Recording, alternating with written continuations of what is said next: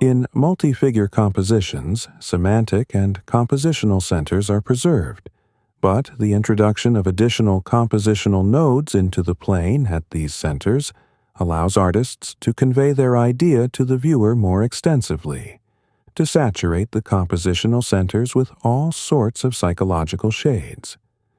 The retinue makes the king.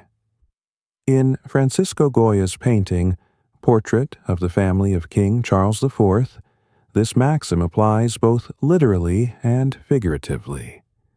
The first compositional and semantic center in this composition is the portrait of the artist himself. Although he is placed in the background, and his independent figure is in the shade, he is the only one among those present here who is capable of creating something real, to whose brush belong the majestic canvases that adorn this hall and this world.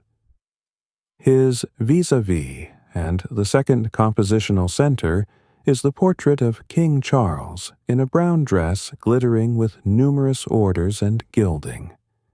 The numerous family, and he himself, placed in the foreground, are rhythmically divided into 3 groups of 4 people, and form 3 compositional nodes that allow a more detailed characterization of the ruler. The entrance to the painting and movement in the whole group begins with the king's daughter, Marie Louise of Spain, holding the infant Charles Louis in her arms. This compositional node is an introduction to the story of the reigning person, and is intended to confirm the status quo.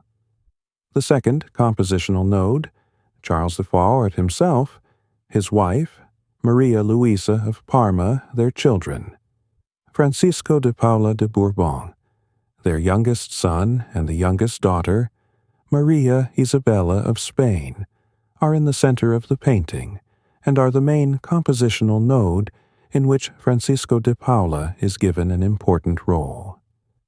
The fragile child belittles the importance of the image of the monarch. Let us imagine that there is nothing in the painting but the figures of the painter and the little boy, and ask ourselves the rhetorical question: which of them is greater and more significant? Kings make numerous offspring. They come and go. Artists make mighty creations, and those creations are immortal. The third compositional node consists of Charles's eldest sons, his sister, and the still unknown daughter-in-law of the eldest son. This group, with its mass as if trying to overshadow the image of the artist. Visually traveling through Rembrandt's painting, Dr. Tulp's Anatomy Lesson, we can read the story with all the relevant elements present. But first, let's define the first compositional center. It is, of course, the lying dead man, around whom the action unfolds. The introduction and the first compositional center is the opened atlas on anatomy in the foreground. The plot begins with 2 men placed in the foreground. They are the second compositional center. Behind them rises a group of schoolboys. These would be the climax for writers, but for artists they serve as a compositional node. These people have no sympathy for the deceased. They coldly compare what is drawn in the atlas with Dr. Tulp's demonstration. Dr. Tulip himself demonstrates human tendons to the schoolboys. He serves as the denouement in the action or the third compositional center. And finally, the semantic center or epilogue is a large piece of paper pasted on the wall behind everyone. It sums up the artist's conclusion. There is no humanity here, only indifference and cruelty. In Surikov's epical painting, The Morning of the Strelet's Execution, numerous compositional centers are divided by their significance. The main 2 are the young Peter and the Strelets, chained to the cart with a lighted candle. These 2 opposing centers are separated by a space full of figures of Streltsy preparing for execution, which in their turn serve as auxiliary centers. Each of them has its own compositional nodes. The semantic center is the girl in the red shawl, brought to the foreground of the painting by the artist. Her confused figure is an allegory of young Russia. To the left of her, in a dark dress, in the image of a sitting old woman, the artist depicted the departing Russia, and finally, the main compositional node is the people in the third plan. At the end of this chapter, I propose to look at the painting The Raft of Medusa by French painter Théodore Géricault. The painting is based on the traces of the tragedy that unfolded off the coast of West Africa in the early 19th century, where the shipwreck of the frigate Medusa took place. Part of the crew left the ship on dinghies, and about 1,500 people were placed on a hastily built raft. The lifeboats were supposed to convoy the raft to shore.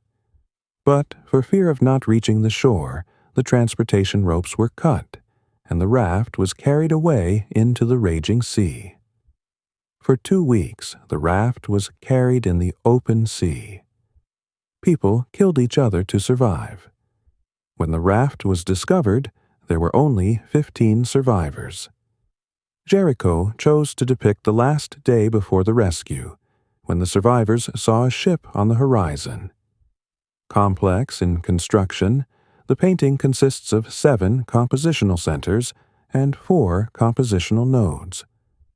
The first and second compositional centers are the huge, impending wave and the sail opposing it. The third and the main compositional center is a man sitting near the mast with his hands around his head. His face is twisted with horror. The fourth, with the compositional center in the foreground, is an old man leaning over the body of his son. The fifth, sixth, and seventh centers with nodes enriching them are groups of people whose central figures express different mental states. Above, a young man has folded his hands in grateful prayer. Below, another naked man, raised and with hope, grasped his comrade.